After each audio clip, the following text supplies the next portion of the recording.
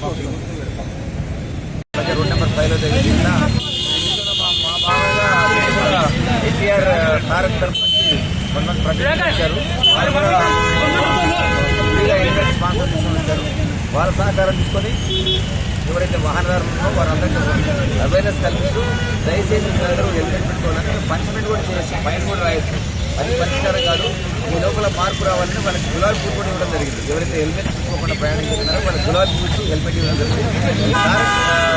ద్వారా కూడా మనం ఎన్టీఆర్ భవన్ దగ్గర దాదాపు ఒక 2 తర్వాత ఈ ట్రస్ట్ వాళ్ళు ఇంకా ముందుకు వచ్చారు. వాళ్ళ కుటుంబంలో కూడా చాలా మంది ఇట్లా రోడ్డు యాక్సిడెంట్ జరగడం జరిగింది. చాలా మంది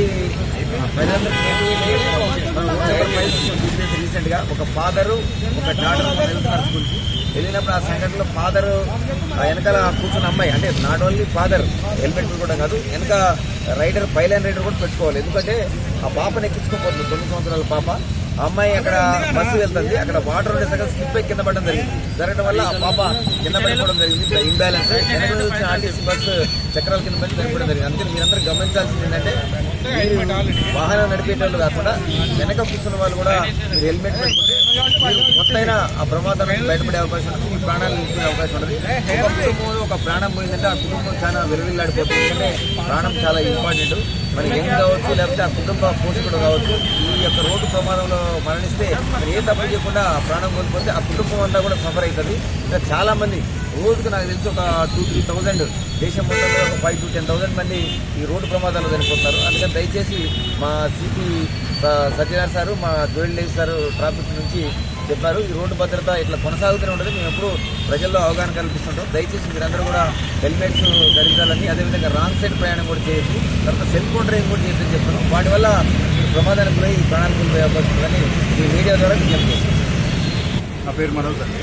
టీమ్ తారక్ ట్రస్ట్ ఆర్గనైజేషన్ తరఫున ఈరోజు హెల్మెట్ డొనేషన్ క్యాంపెయిన్ అని చేస్తున్నాం. రోడ్ యాక్సిడెంట్ అవేర్నెస్ కోసం టీమ్ తారక్ ట్రస్ట్ అనే ఆర్గనైజేషన్ నుంచి 55 yearsగా ఈ క్యాంపెయిన్ రన్ చేస్తున్నాం. దీని ముఖ్య ఉద్దేశం ఏంటంటే, మేము ఎంతగానో అభిమానించే నటుడు ఎన్టీఆర్ వాళ్ళ కుటుంబంలోనే వరుసగా రోడ్డు ప్రమాదాలు ఎన్నో జరిగినాయి. వాళ్ళ కుటుంబంలో ఎంతోమంది ఈ రోడ్డు ప్రమాదాల వల్ల చనిపోవడం జరిగింది.